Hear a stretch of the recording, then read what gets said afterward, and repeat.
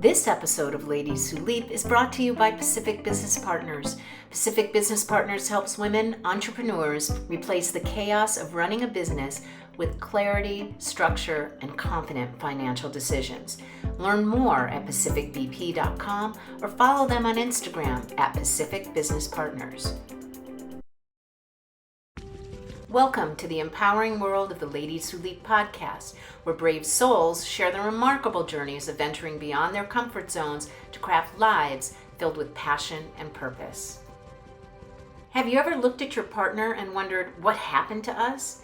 My guest today helps couples go from feeling like roommates back to lovers by uncovering what's really blocking intimacy.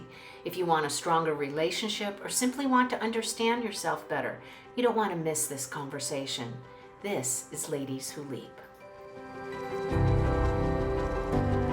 Hi, welcome to Ladies Who Leap. Today my guest is Dr. Virginie Aimard. So Virginie helps couples move from roommates to lovers, from going through the motions to actually wanting each other. 20 years ago, she was a UN diplomat with a big life ahead of her. After her son was born, her marriage became a logistics partnership. Intimacy flattened. It took a divorce to finally see what she'd been avoiding for years. Now she works with couples who've hit that wall, where they still love each other, but something vital is missing. Virginie works through the body, through erotic wiring, through what's actually underneath the disconnect. Not talk therapy, not date night band-aids, real connection, the kind where one look between you carries heat again. She figured it out the hard way. Now she shows you the shortcut. Welcome, Virginie. Thank you. Thank you, Lisa. I love your this focus as a coach because it's just, first of all, it's fascinating and it's interesting, but I know there's a story as to how you got there. So before we start talking about what you do, I want to understand where or what person may have influenced you in a way, or what experience made you the person that you are today, gave you that strength to do what you love to do.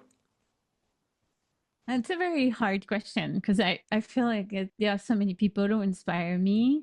But if I'm looking at people I admire, I'm going to respond to this question, but a little bit different. I was watching a movie yesterday, and this movie is about this woman who, it's a little romanticized, but it's based on the true story. And she's from Italy. And she founded this magazine, The Playman, something like that. So it's an erotic magazine, and it was in Italy in the 80s. I think it was like the time where it was very controversial. And the story, which I love in this, is like she kind of stumbled into it because of the husband was the one that created, but she took over when he went away. He kind of left, and she became this. She had to learn all the skills of the games, and she became so good, and she revolutionized completely this field. And she was a big competitor of Playboy, and she was playing in the big field. And what I love about this is like she was not afraid of just showing up and being this ambitious, even if it's something she was not knowing about it first, but she just like went for it, went through all the difficulties, but she chooses to continue to stumble and get up again, adjust her crown. Okay, I'm doing it. And I love this power to feel that women, we have the capacity to do great things, extraordinary things. And if we are not shrinking ourselves, because for many reasons we do sometimes, relationship or can be so many things. When we don't do that, when we really step up to what is possible for us, we create amazing things, great things. That's what I want. I want women to feel inspired. I want me to feel inspired. I want other women to feel inspired that have access to their own magic, their own power, their own, yeah, that's what inspires me. So and it can be, doesn't have to be someone in your life. So this is cool. I mean, it's nice to know that there are people that are creating things for other people that inspire you. And that should be the way it is. If they're sharing their beautiful words and what they have to say and how what they're teaching to other people, then great. That's what they should be doing, and that should be inspiring you. So that's a Yes. fantastic answer. There's no right or wrong to that, I will tell you. And the fact that you were born in France, you've lived in many countries, so your life, that's a life lived. I mean, you have been around the world, but your leaps were complicated. So let's talk about, first of all, your UN career and your decision to leave that career. Because I would think Hmm. that's a fascinating career. Yeah. Yes. So you have to see that this different the what I did, which was to live in different countries in the world, was always like an urge inside of me that I want to travel, I want to see different places, I want to experience, I want to grow beyond the given spot that I was given. You know, I'm in a family. I was born in Lyon, in France, uh, and I always wanted to go beyond that was given to me, and to go and search for more. But anyway, so to shortcut on this particular leap, because there's been several, but this one was the cause of it was a major crisis, and when so it took me all these years yeah of growing, and I was at the top of my career really at this moment when I joined the United Nations. I had like a I was a civil servant. I was really part of the UN. So the highest job you can get, not the highest, but in this where I was institution, and so the, like to have a place like a point in my life where I had to give up that or think that it was the best solution for me to give up this job, to give up this career, to give up this possibility was really that I was so down. I was so I had no energy anymore. I was at the end of my rope. I had postpartum depression that went really down the drain over years, and that was the moment where I felt like I don't have the capacity anymore to do anything. So it's better I give up. And that's what is the thing that I hope I can help women in the future not do that anymore. Don't have to do that. Don't have to give up themselves, give up their career. But the situation for me was that I was at the end, and one uh, so this moment in my life where I felt like I have nothing left in me. I cannot, and now I need to be at home and be a good mother, and that's what I have to do. That was my thinking, that I have to give up everything to be a good mother, to be at home. I was married at the time, so everything, I need to be a good girl, and be in this given yes.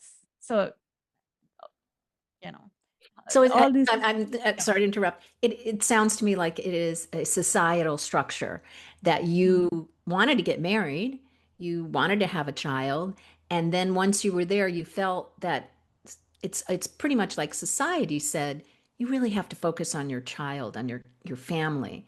And Mhm. having this career in the United Nations really isn't something that is well respected when you have a child. I mean, you felt, and am I correct in saying there was this pressure in a way? Yeah. Yes. Yes, I felt it. I was living in Germany at the time, so the I was working for one of the agency of the UN, because UN has many different agencies. It's not just Geneva or New York, but you have many different agencies around the world, and there is one in Germany. And I was married in this German, and there's a lot of pressure on being you have to stay at home. You have to be giving everything to your marriage, to your family. And yes, there was a lot of pressure. And also there was a personal thing. So it was societal and it was also personal because I was in depression. So it was this situation of like very low energy and very like how do I survive the day, you know, just to do the basic tasks was already all my energy was used for that. And I felt like I was still under batteries, like I was never fully recharged. So that's yeah, it was a very hard, and then so it was feeling to me like I don't have a choice. Actually the drama in my view. Like the tragedy is actually to be in a place where you think you don't have a choice. Mm, yeah. Yeah. So I'm going to go. There were other influences also that made you now make this decision and taking the leap to align with your needs.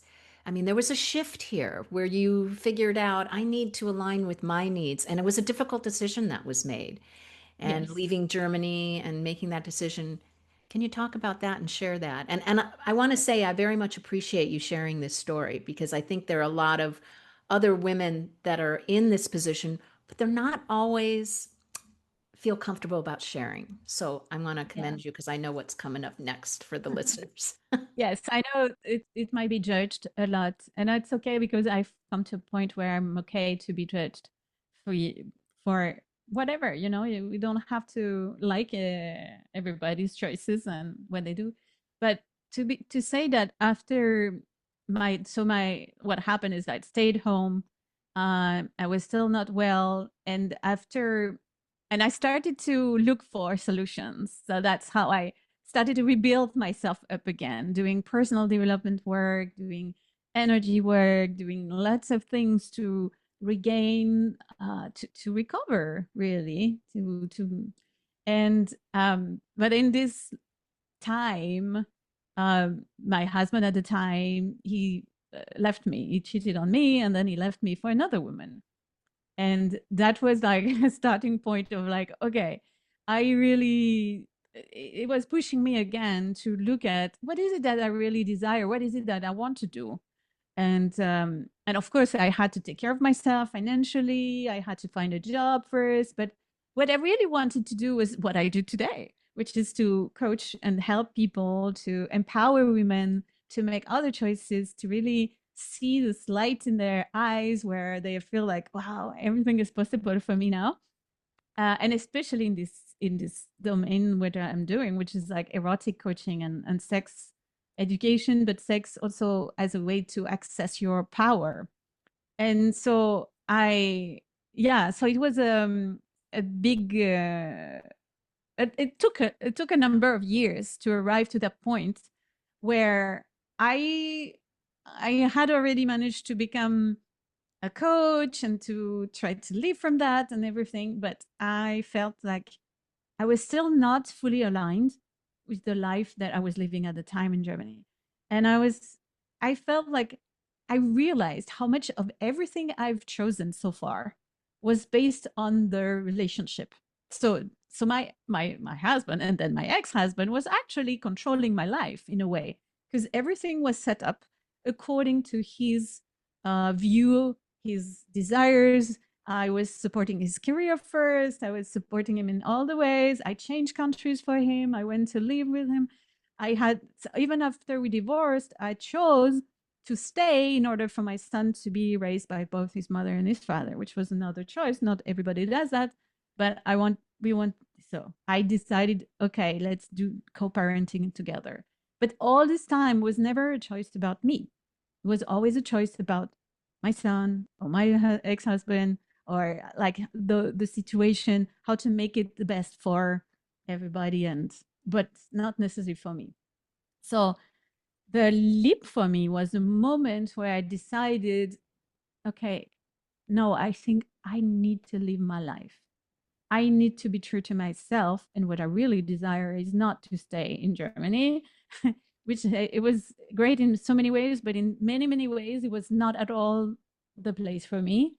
And, and I and I had the opportunity through a girlfriend. Like always the women in my life have been always inspiring. And so she inspired me to discover this place where I am right now, which is in Mexico, in Playa del Carmen, in the Riviera Maya, which is the the Caribbean of Mexico. And it's a very an amazing place. And I felt like, wow, I went there for a holiday, and I realized, wow, there's such a different way to live there, and it's based a lot of community, and I can do all the things that I love to do, dancing and diving and being in the ocean. And I felt like my being was like opening up and feeling much more alive. And I thought a long time about this. It took me a while because I thought, how can I choose me? How can I choose my happiness over other things? Which is, and so that's why I say it took me a while, but in the end, that's what you were saying. I made the choice to move to live here in Mexico, where I am right now, which means I give the choice to my son. Like he could stay in Germany or he can come with me. But of course, here you don't have all the infrastructures. You don't have access to the good schools like you have in Germany. And yes, my son was born in Germany. He's German, and so for him, it's much better to stay and have access to everything.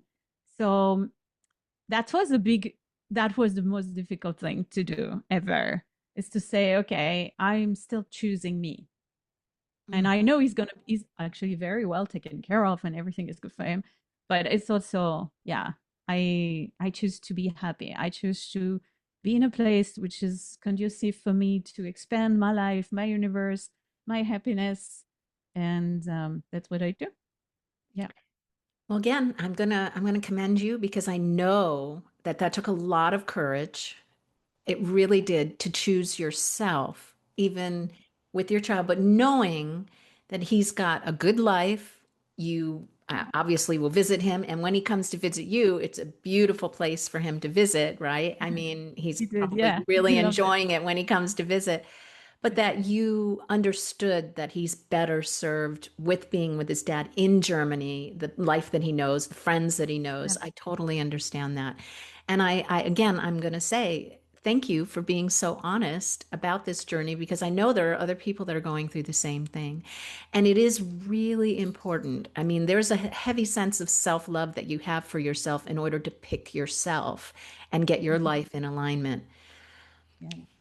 Now let's talk about your career journey. You got a PhD in education science with an Yes. e-learning focus, which in 2005, so people think about that. There was no 20 years ago. Zoom, there was not a lot of internet even happening in Yes. 2005, and you got an e-learning focus at that time. So you Yes. were ahead of your time already with that Yeah. degree. Yeah.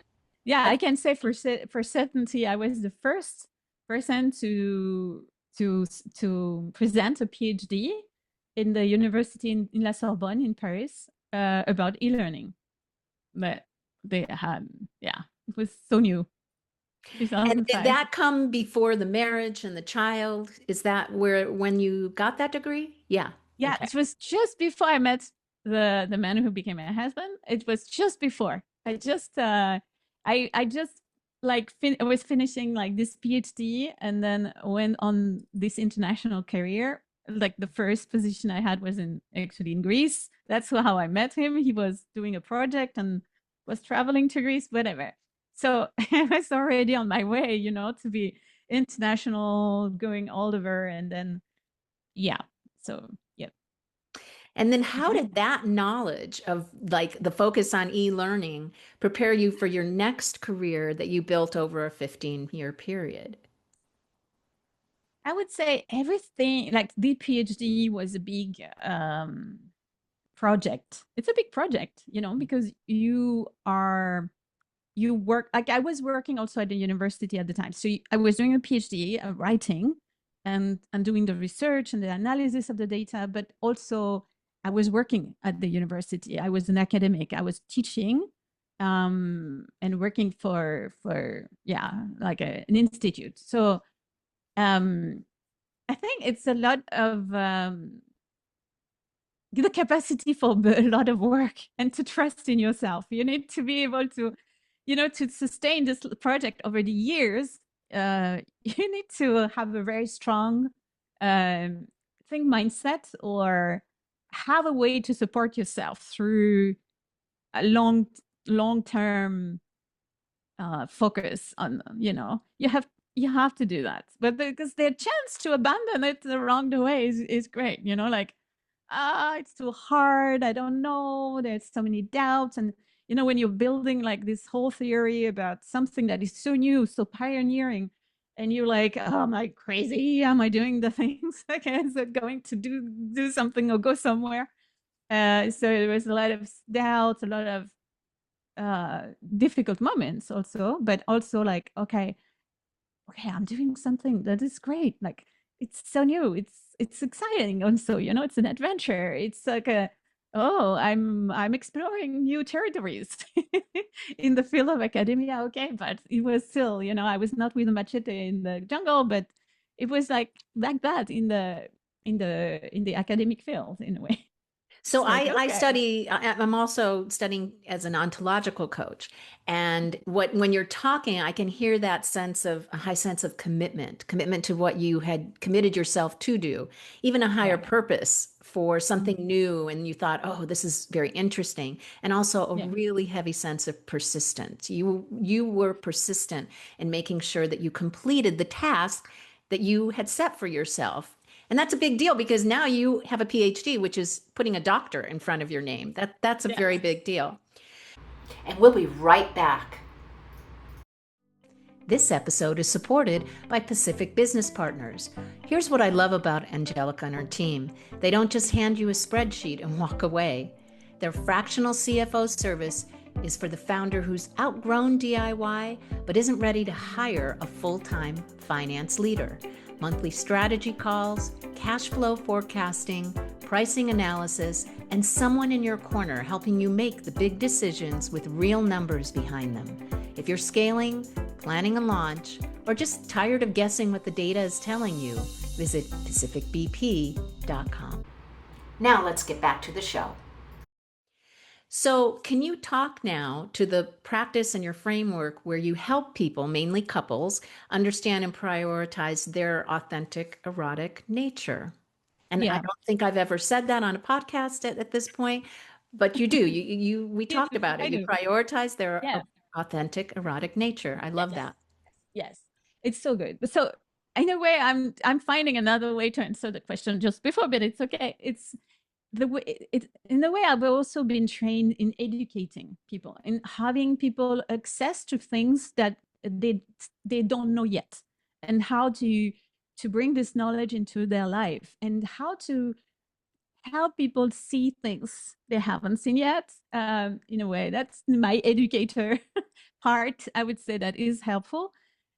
So for me, it's like that. It's a field that is a minefield in a way, because it's a loaded it's a loaded topic, right?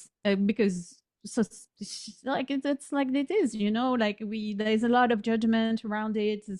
What does it mean about me, about us? We have lots of things around sex that doesn't make it so easy for people to just access it and say, oh yeah, I'm going to learn about it, I'm going to see what's, oh yes, I'm going to develop myself in it, like we do personal development, and we know we're going to learn on topic, but it's the same.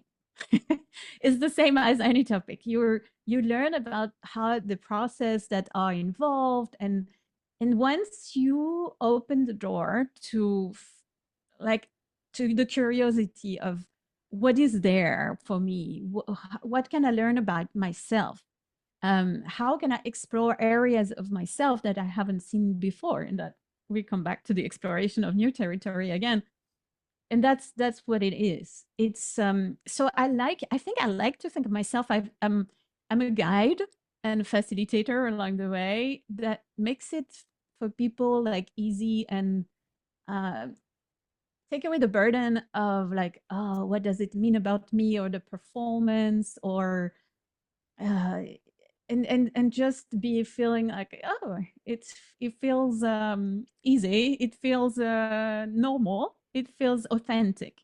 I think That's why I said authentic is very important. It's like access what is true for you.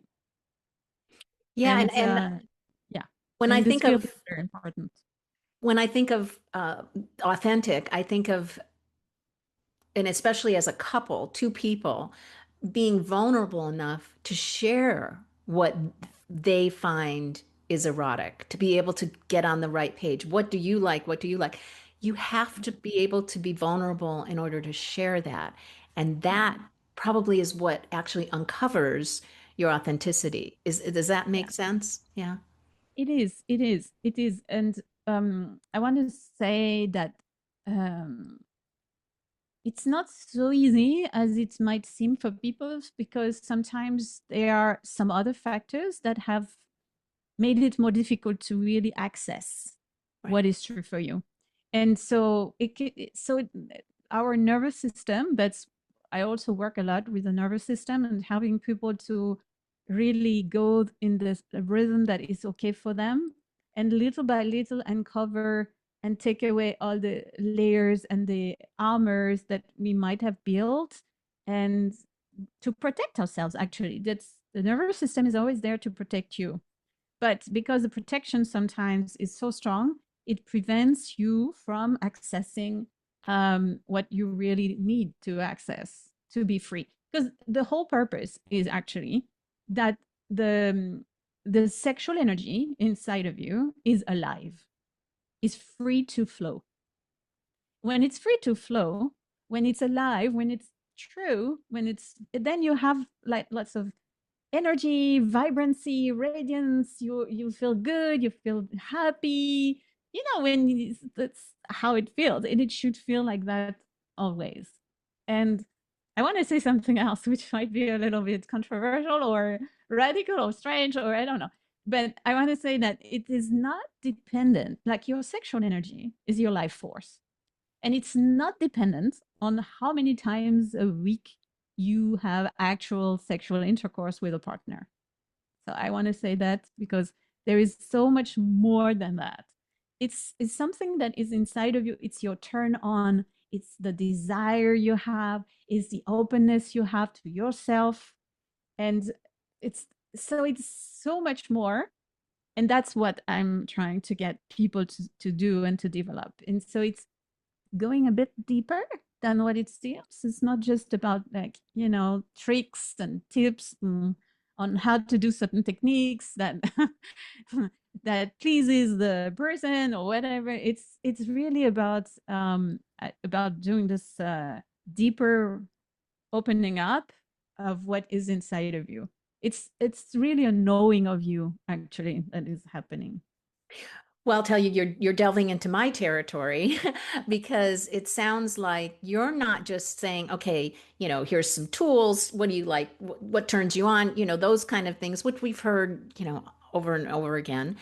It is more about exploring what perhaps walls you have up from trauma in your past and letting those come down and working on those things. And also Mhm. probably feeling love for yourself, that self-love, which I talk a lot about, Yeah. because then you can feel comfortable in your own skin. If you are not going, oh my God, how do I look? What do I look like? Do they not like me? Even though you've been with your husband and you're a couple, I would think that there is protection in your unconscious mind that does not want to look at what has happened in the past in order to clear it. So it does Yeah. take work. It's things that I do, but with my clients, but it's a completely different approach than I've ever heard from someone who helps couples with their sexual issues. And you kept talking about freedom, feeling free. Freedom brings with it a sense of choice, options. You Mhm. feel you have options. So that's another thing that you're giving to people is saying, okay, it's not like you have to do it this way and you have to do it that way because that's what society says. You have options. What is it that works for both of you? Exactly. It's so essential to have that and to feel confident in your body and yourself and knowing how to interact. And like what I love to so especially I'm no I work with couples and also I work with women and I'm really I think it's my passion is to feel to contribute to women feeling empowered, and really empowered in the sense like, oh yeah, I can I know what I want. I know what I desire, and I feel good. I feel good. Don't have the stress of having the sex being something that you work on, or you have to, it's causing you to brace or to contract, but really like a place of, ooh, I can really get more energy out of it, more joy out of it. And so it nourishes me, it nurtures me, it bringing something in my life rather than being a problem. We'll be right back after this message. What if the life you're dreaming of doesn't require becoming someone new, but finally becoming you? At Ladies Who Leap Coaching, I help women discover their confidence, purpose, and authentic identity using my Identity Bloom method. And I have changed many women's lives, and some men's lives too, to a place of self-love and self-trust. Join my Identity Bloom Circle group program at a low cost point and start growing into the life you were meant to live. You can find it on my website at ladieswholeap.com, because your next leap begins with you. And now back to this great conversation.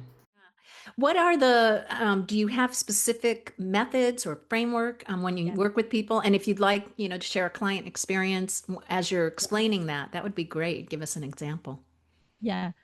So what I do is this deeper inner work is mixed with an approach, which is called the erotic blueprint, and the knowing of your erotic blueprint. So the first thing I would do with a client is to help them see what is your own erotic blueprint.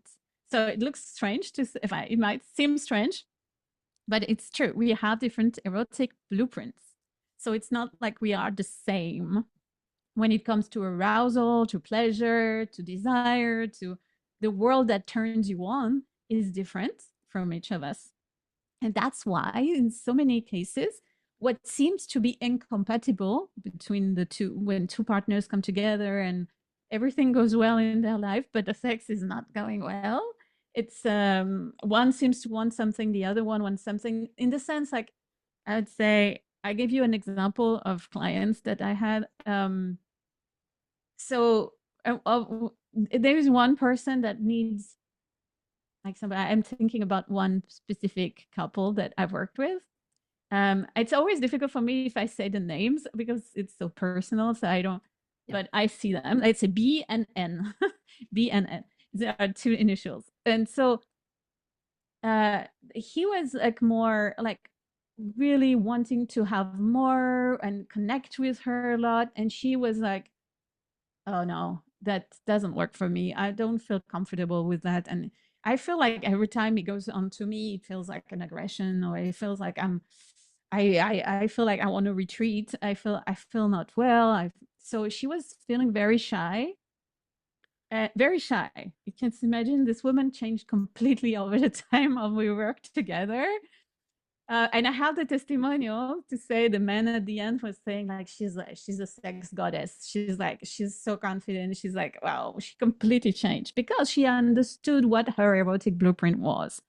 And so because her blueprint was energetic and his blueprint was kind of more like shapeshifter sexual. So he's more like direct, wants to go directly to the thing, and she needs a lot more space, more distance, more not distance, but more like presence, but the presence that goes and you get together, but gradually, slowly, and you approach and you tease, and this whole anticipation and space giving is much more erotic to her than for him, who works in a different way.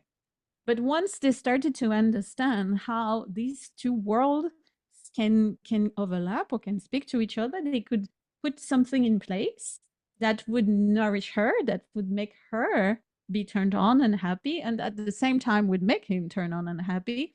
And so that starts to combine and work. And at the end, they have a beautiful sex life, and that saved their marriage, because when they came to see me, they were saying to me, well, I'm thinking about maybe I should find another partner. Or I should go to somewhere else because I feel like I'm so frustrated and I don't want this to continue and be my whole life. And she was like, I feel like I'm cold and maybe I don't have any connection to sex. And so they had two beautiful daughters and they have still, and so there was such a shame for them to have to separate because the sex was not working.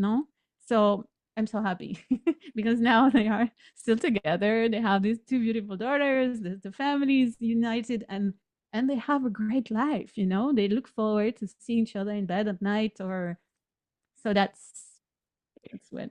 And just to think about it, I mean, I would think that if they did separate and did not take care of this issue with you, they would have had the same issue with somebody else. It would not Totally. have gone away. It Yeah. because she would have, I mean, men are very direct a lot of times. So she would have had the same issue with someone else. And then she would have been turning it around and saying, "Oh, it's got to be me. Something's wrong with me."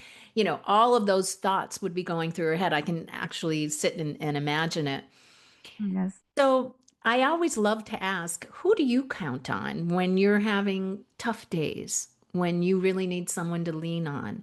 And it could be business, but I mean more on a personal level. Who is it that's your rock that you go to? Mhm. That's a very good question. And I think for me, so it's essential to have a support system. Hmm. For me, it's not just a person I rely on, it's a support system I put in place for me. So when I have something I know, so sometimes it's tools and resources. I work a lot on energy. I'm a spiritual, I'm also spiritual in this way. It's less maybe apparent in my work, but I work with energy. I connect myself to source. I have the spiritual practice every day.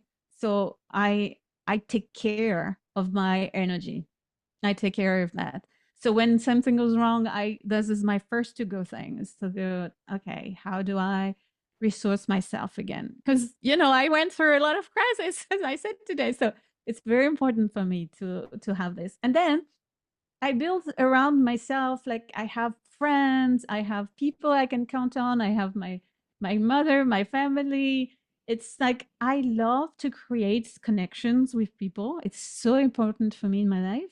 I want to be there for them when they need to. They can count on me. And I love to know and have people around I can go to. And maybe that's one of my strengths and my weakness. I don't know in which way, but I do reach out to people when it's not good, when something really bothers me, or I'm down, or I I I reach out. No, that's a good thing. Please, let's make it clear to everyone because a lot of women feel like, no, I can just handle it on my Yeah, own. I'm strong enough. Oh, I need to show everybody I'm so strong that I can handle it on my own. And then, well, what if I go to someone and then they don't want to help me? And so there's trust issues. No, it's fantastic. It's nothing to yeah, apologize for. It's actually a strength that you know that you can go to someone and count on them to help you. I love yeah. that. I love that. So I do like to also ask people, my guests, what your favorite quote, mantra, or positive affirmation is.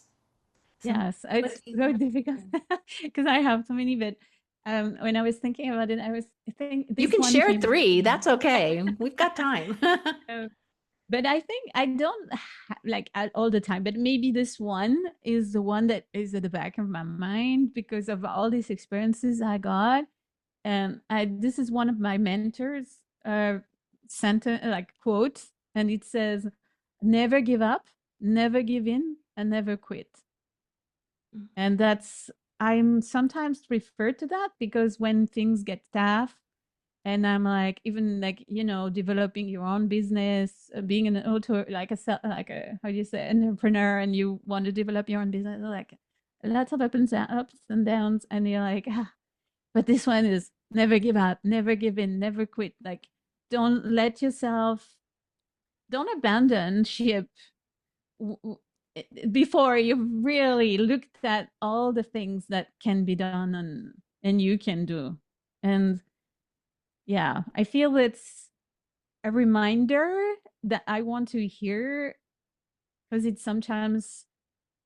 not easy, but it's maybe that's something that comes a lot to say it's it's too hard for me. I will not make it, or it's beyond me, or beyond my uh, my possibilities. And I think this is something always that I have in me, that I say no. Let's see what are the different ways I can take this, when maybe there's a different angle I can approach it, or let's leave it for a while. Let's breathe. Let's resource.